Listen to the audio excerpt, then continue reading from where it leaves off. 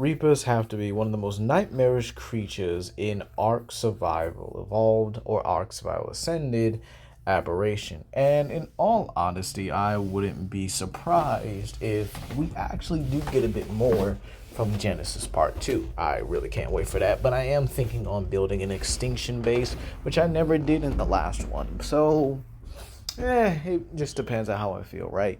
So with that being said here, we're going to talk about these Reapers, the Queen and the Kings as well, their reproductive habits, and how they would actually fare in the world of Monster Hunter. So without further ado, please comment down below, like, subscribe, and share with your friends. And without further ado, let's talk about it. Now, the Reapers themselves do come from the broken arc of Aberration. Basically, each arc is like the size of an entire island with a ecosystem, okay? So everything's kind of just around that size. However, with some mods, you can actually integrate Reapers into other parts of the arc. So they can actually exist in the dunes and even in the redwoods as well. So this means that they do have a frequency of popping up in the most dangerous areas of arc and actually thriving on, well, these environments. So putting them in a forest or a jungle, and keep in mind, they do sometimes, this is a very few occasions that this has actually happened, they will spawn on Rockwell's garden and even compete with the other monsters. So with that being said here, they'll easily be able to adapt to a lot of things. As for their diet, they are strictly carnivorous, with, I guess you could say, some habit of cannibalism, because again, all arc creatures will eat each other. But again, in a more natural phenomenon, or the more natural occurrence in arc, they will not harm each other. As a matter of fact, they will work together. And keep in mind, in terms of competition, they had the Spinosaurus, the rock drakes, megalosauruses, and the, I'm trying to think, the Carcanos as well. And with that being said, this would actually put them around the city block level in terms of scaling, as they would scale relative to the wyverns. And keep in mind, in terms of their reproductive habits, they can actually lay eggs, like naturally. But again, the preferred method is to impregnate a creature or a human, which allows them to reproduce frequently. So let's actually talk about the environments from Monster Hunter. Now, we actually do have some areas where caves and caverns will be their most common areas. Now, the caves of El Dorado, or the caverns of El Dorado, would probably suit them, but again, it's not a very good area where they can actually grab food and things like that. So I do think some of the more common caves and caverns where prey is rich actually will come to benefit them the most.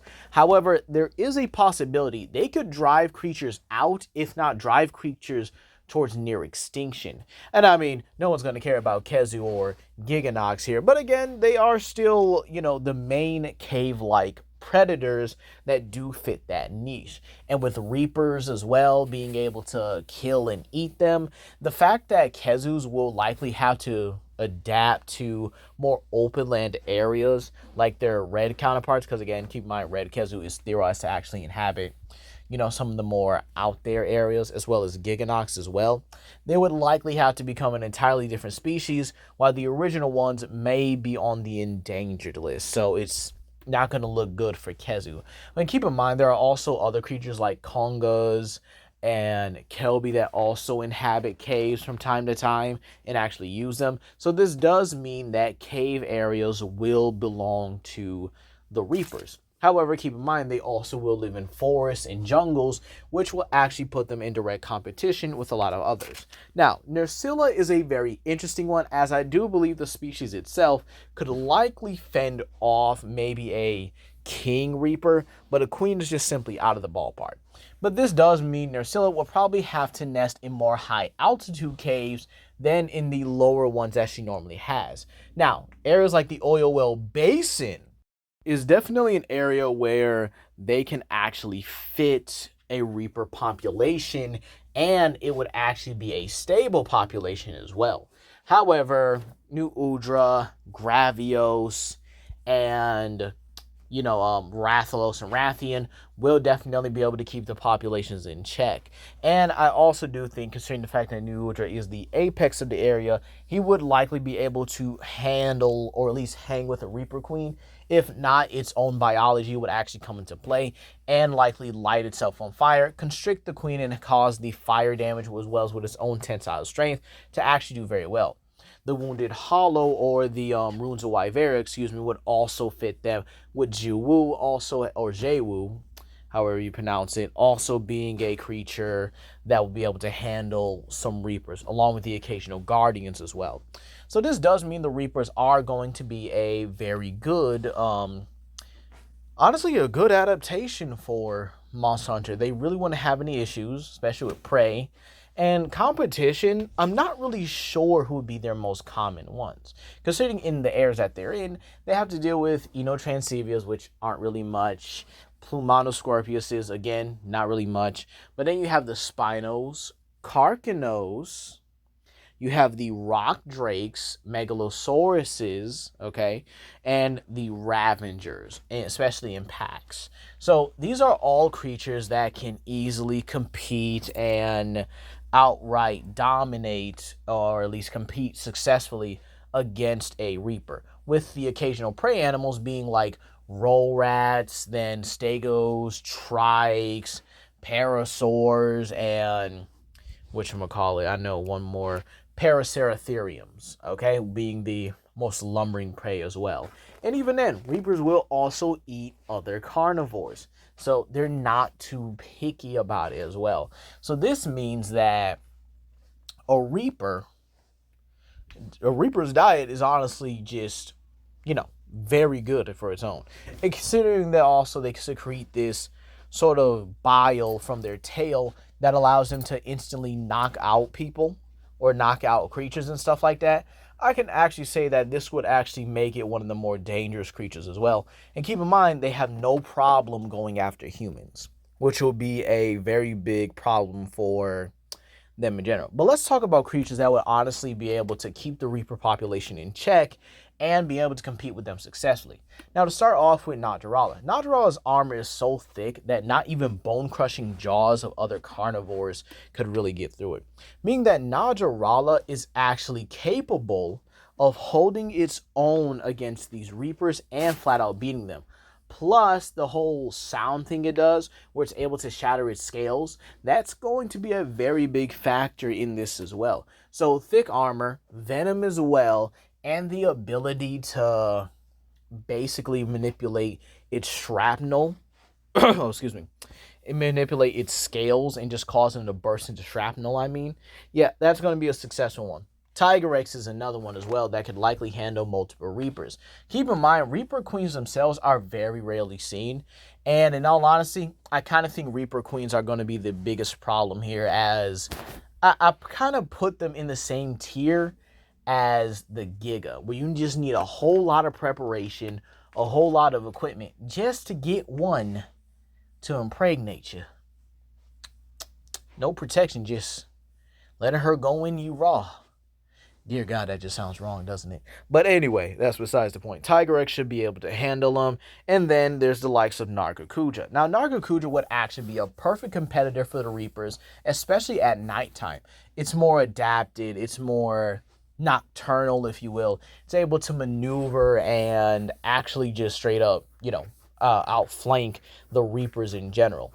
This would even include the Reaper Queens being an absolute pain in the butt. However, Nargacuja would likely displace a good chunk of Reaper Kings, considering the fact that most of them really don't, or pretty much everyone on Aberration should be nocturnal. But again, Monster Hunter just got it like that when it comes to it. So because of its speed, agility, and its lethality, it would likely be able to keep a good number of Reaper Kings in check as well.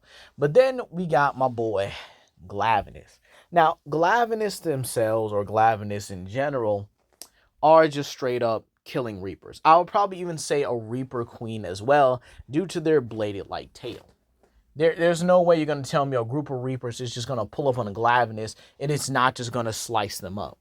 especially if they make it angry. Plus, with his fire capabilities and its ability to honestly glow, which, by the way, is one of the Reaper's weaknesses, which is them actually being kind of weak to light. But again, considering they can't exist in sunlight, it's not too much of a issue for them, if you get what I mean. And then finally, we got Crash Out Crackhead Astalos.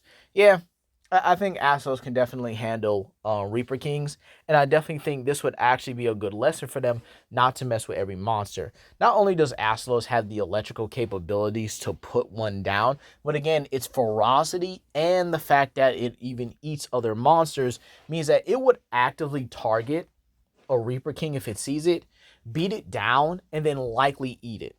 Considering the fact that it just doesn't have a problem eating smaller wyverns or even larger ones at that. However, let's go into the biggest problem for the Reapers, the guild. One of the biggest issues is that the way they reproduce. Reaper queens will have no problem tearing apart villages and very likely just impregnating people. And I think while, yeah, they would actually see the Reapers as regular monsters that likely need to be, studied, captured, and put down, Reaper Queens would automatically earn a termination on them on sight. Basically, a kill on sight order, which is, I guess you could say, kind of expected with how the Reaper Queens portray themselves as the more intelligent ones. This means that hunters would likely, anytime they see a Reaper Queen, immediately have to kill it. It's not going to go well at all. This also means that Reaper Queens would have to be very cautious about what they impregnate. But it's also possible the Reaper Queens may adapt to impregnate other monsters. This could even lead them to causing destabilization in the ecosystem and causing nature's equalization, or nature's greatest equalizer, Nergigante, to show up and then show out. So, yeah, it's just not looking good overall here for these guys in general. Believe it or not, I think once Nergigante gets involved, it's a wrap. Once the hunters really get involved, they're likely going to exterminate a large majority of the Reaper's hives just to kind of keep the population a bit quelled, which again does tend to happen in Monster Hunter because again, we are part of nature's regulation system.